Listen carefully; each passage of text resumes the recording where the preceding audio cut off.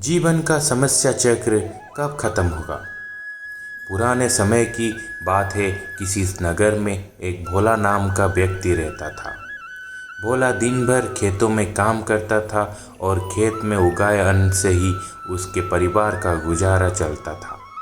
भोला ने बचपन से ही गरीबी का सामना किया था।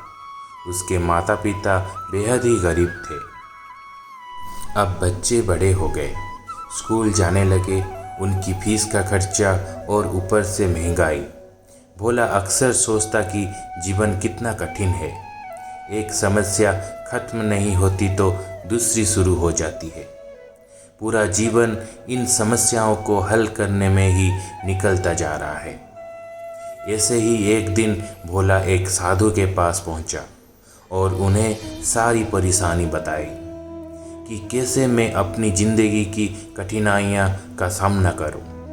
एक परेशानी ख़त्म होती है तो दूसरी शुरू हो जाती है।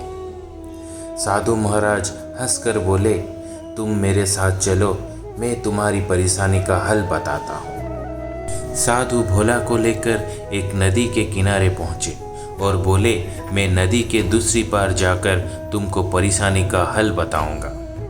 ये कहकर साधु नदी के किनारे खड़े हो गए।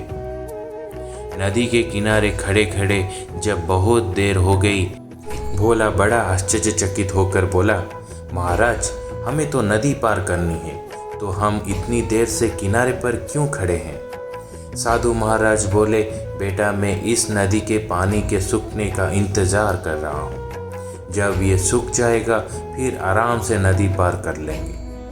भोला को साधु की बातें मूर्खतापूर्ण लगी। वो बोला, महाराज, नदी का पानी कैसे सूख सकता है? आप कैसी मूर्खतापूर्ण बातें कर रहे हैं। साधु हंसकर बोले, बेटा, यही तो मैं तुमको समझाना चाह रहा हूँ। ये जीवन एक नदी है और समस्या पानी की तरह है। जब तुमको पता है कि नदी का पानी नहीं सूखेगा तो तुमको खुद प्रयास करके नदी को पार करना होगा। वैसे ही जीवन में समस्याओं तो चलती रहेगी। तुमको अपने प्रयासों से इन परेशानियों से पार पाना है। अगर किनारे बैठकर नदी का पानी सूखने का इंतज़ार करोगे तो जीवन भर कुछ नहीं पा सकोगे। पानी तो बहता रहेगा, समस्या तो आती रहेगी, लेकिन आपको नदी की धार को चीरते हुए आगे जाना होगा। हर समस्या को धराशायी करना होगा, तभी जीवन में आगे बढ़ सकोगे। आपको हमारी ये कहानी कैसी लगी? अगर अच्छी लगी तो वीडियो को लाइक ज़रूर करें और चैनल को सब्सक्राइब करें। Thank you so much for watching.